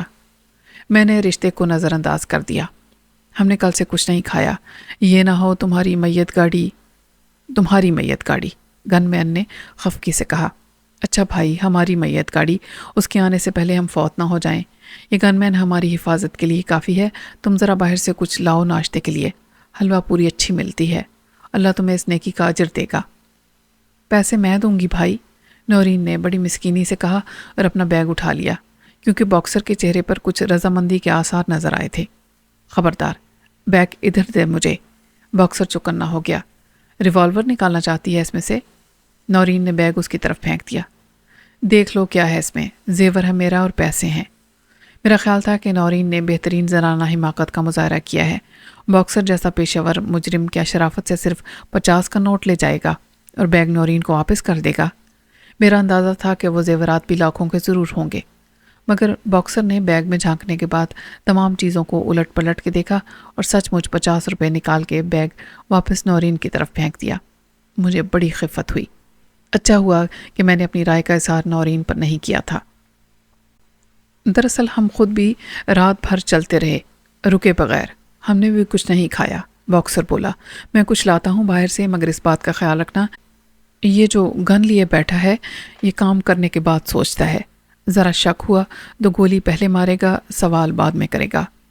باکسر کے جانے کے بعد گن مین نے ناراضگی ظاہر کی۔ سالہ خود کو بڑا عقل مند سمجھتا ہے۔ دوسری گاڑی اس کی بے وقوفی کی وجہ سے خراب ہوئی، تیل پانی دیکھا نہیں، لے کے چل پڑا۔ میں نے بڑی فکر مندی ظاہر کی۔ اس کا تو انجن بیٹھ گیا ہوگا۔ اس کا اعتراف باکسر نے اس وقت کیا جب ہم ڈٹ کے حلوہ پوری کھانے کے بعد لسی بھی نوش فرما چکے تھے۔ انہوں نے اجازت نہیں دی تھی کہ نورین کچن میں جا کے چائے بنا لے۔ بس اب چلنے کی تیاری کرو، میں نے مایوسی سے کہا۔ ہم تو میت گاڑی میں آرام سے جانے کی سوچ رہے تھے۔ میں نے پتہ کیا ہے، اس کے انجن کا کام ہے، ہم ایک ہی گاڑی میں جائیں گے۔ اور ہمارا سامان؟ 2 سوٹ کیس، نورین نے کہا۔ بھاڑ میں گیا تمہارا سامان، گن مین نے خفگی سے کہا۔ وہ بھی رکھ لیں گے ڈکی میں، باکسر نے نورین کو تسلی دی۔ وہ اس میں غیر ضروری دلچسپی لیتا ہوا محسوس ہوتا تھا، اور اپنے اس خیال کو میں محض وہم قرار دینے سے قاصر تھا، کیونکہ جب سے وہ آیا تھا اس کی نظر نورین کے چہرے پر جیسے چپک کر رہ گئی تھی۔ برا مجھے یوں بھی لگ رہا تھا کہ بس اپنے سوا کسی اور کا نورین پر فریفتہ ہونا میں برداشت نہیں کر سکتا تھا۔ ظاہر ہے یہ ناممکن تھا۔ باکسر کی جگہ میں ہوتا تو اسے کیسے نہ دیکھتا۔ اسے میں روکتا تو میری احمقانہ حرکت ہوتی۔ وہ پوچھتا کہ بھائی تم کون؟ کیا یہ تمہاری گھر والی ہے؟ اور اسے دیکھنے پر تم کیوں پابندی لگا رہے ہو؟ ابھی وہ وقت میری نگاہ کی حد سے بھی دور تھا جب میں پوری نیک نیتی اور سچائی کے ساتھ نورین کے سامنے اعتراف کر لیتا کہ میں تمہارے عشق میں غرق ہو کے مجنوں ہو گیا ہوں۔ ابھی تو میں نے صرف خود سے جرم عشق کا اعتراف کیا تھا۔ میرے رقابت اور حسد کے جذبات بے سبب نہیں تھے۔ باکسر کی آواز نے مجھے پھر سنگین حقائق کی دنیا میں کھینچ لیا۔ اس نے کمال مہربانی سے ہمارے 2 سوٹ کیس باہر کھڑی گاڑی کی ڈکی میں رکھ دیے تھے اور شاید ایک بار پہلے روانگی کا سگنل دے چکا تھا۔ اوئے، کیا بت بنا کھڑا ہے؟ ابھی سے پتلون گیلی ہو رہی ہے۔ ہمت نہیں تھی تو پنگا کیوں لیا نادر شاہ سے؟ اس وقت تو بڑی اکڑ فون تھی۔ دوسرے نے زیادہ فحش زبان استعمال کی۔ جیل سے نکل کے سمجھا ہوگا کہ دنیا فتح کر لی۔ لڑکی بغل میں دبا کے عیاشی کرنے نکل کھڑا ہوا۔ نورین کا چہرہ شرم اور احساس سے ذلت سے لال ہو گیا۔ ایک لمحے کو مجھے بھی یوں لگا کہ جیسے میرے دماغ کا فیوز اڑ گیا ہو، لیکن اللہ نے مجھے ضبط کی توفیق دی، ورنہ شاید میں غصے میں اندھا ہو کر ایک دم جیب سے ریوالور نکالتا اور ان دونوں کتوں کو شوٹ کر لیتا اور بعد میں خود مارا جاتا۔ وہ مجھے ریوالور نکالنے کی مہلت ہی کہاں دیتے، جن کے ہاتھ میں ریوالور تھا اور انہیں صرف ٹریگر پر ایک انگلی کا دباؤ بڑھانا تھا۔ میں نے ایک گہری سانس لے کر نورین سے کہا، حوصلہ رکھو، بھونکنا کتے کی فطرت ہے، بس اسے کاٹنے کا موقع مت دینا۔ نورین نے سر ہلایا اور میرے ساتھ باہر آ گئی۔ اب دوپہر ہونے والی تھی۔ وہ تمام امیدیں اور خوش فہمیاں جو نازی سے وابستہ تھیں اب محو ہو چکی تھیں۔ باہر کا دروازہ کھلا تھا اور میں دیکھ سکتا تھا کہ دروازے کے عین سامنے ایک پرانی ڈبل کیبن ہائی لیکس گاڑی کھڑی تھی، جو کسی کار کے مقابلے میں زمینی جہاز جیسی طاقتور اور طوفانی چیز تھی۔ اونٹ یقیناً شرمسار ہوگا کہ پہلے یہ خطاب اس کے پاس تھا۔ میں نے دیکھا کہ میرے اور نورین کے سوٹ کیس بڑی بے دردی سے پیچھے والے کھلے حصے میں پھینک دیے گئے ہیں۔ یہ عجیب بات تھی جو بات میرے وہم و گمان میں بھی نہیں تھی۔ اس نے اچانک میرے ذہن پر یوں قبضہ کر لیا تھا جیسے یہ فیصلہ میں نے بہت غور و خوض کے بعد کیا ہو۔ مجھے معلوم ہو گیا تھا کہ نورین کو آگے ڈرائیور کے ساتھ جگہ ملے گی اور میں پیچھے والے کیبن میں اس شخص کے ساتھ بیٹھوں گا جس کو میں نے گن مین کا نام دے رکھا تھا۔ باکسر اب ڈرائیور کے فرائض سر انجام دے گا۔ نورین سے اسے کیا خطرہ؟ ایک تو وہ نازک اندام سی کمزور عورت، ڈرائیونگ کرنے والے نے اپنا اسلحہ تک نہیں نکالا تھا، اس لیے کہ ضرورت نہیں پڑی، مگر یہ فرض کرنا بے وقوفی ہوتی کہ وہ مسلح نہیں۔ نورین کے حزن پر فریفتہ نظر آنے کے باوجود وہ اسے خطرہ بننے کی صورت میں قتل بھی کر سکتا تھا۔ ایسے لوگ دل نہیں رکھتے جس میں صنف نازک کے لیے لطیف جذبات کا گزر ہو، وہ صرف حیوانی ہوس رکھنے والے مرد ہوتے ہیں۔ ایک خیال اس سے بھی زیادہ پریشان کن تھا کہ میرے ساتھ پیچھے بیٹھنے والے کو میری تلاشی لینے کا خیال آ گیا تو میں کیا کروں گا۔ یہ ان کی بہت بڑی بھول تھی کہ انہیں ابھی تک اس کا خیال نہیں آیا تھا۔ اب اس نے مجھے غیر مسلح کرنے کا ارادہ ظاہر کیا تو میں ایسی فرمانبرداری کا مظاہرہ نہیں کروں گا جیسے اب تک کرتا رہا تھا۔ میں نے طے کیا تھا کہ خاموشی سے زندگی اس کے حوالے کر دینے سے یہ جوا کھیلنا بہتر تھا۔ اس کو دبوچنے اور آواز نکالنے کا موقع دیے بغیر اس کا ریوالور چھیننے میں 5 سیکنڈ لگ جائیں گے، مگر یہی ہار جیت کا فیصلہ کرنے کی مہلت ہوگی۔ اگر میں اپنے مقصد میں کامیاب ہو گیا تو گویا بازی جیت لوں گا۔ اس کے بعد میرا مقابلہ صرف ایک سے رہ جائے گا۔ اسے موقع ہی کہاں ملے گا کہ اپنا اسلحہ نکالے۔ اگر تقدیر نے ساتھ نہ دیا تو کوئی بات نہیں، جواری ہارتے بھی ہیں۔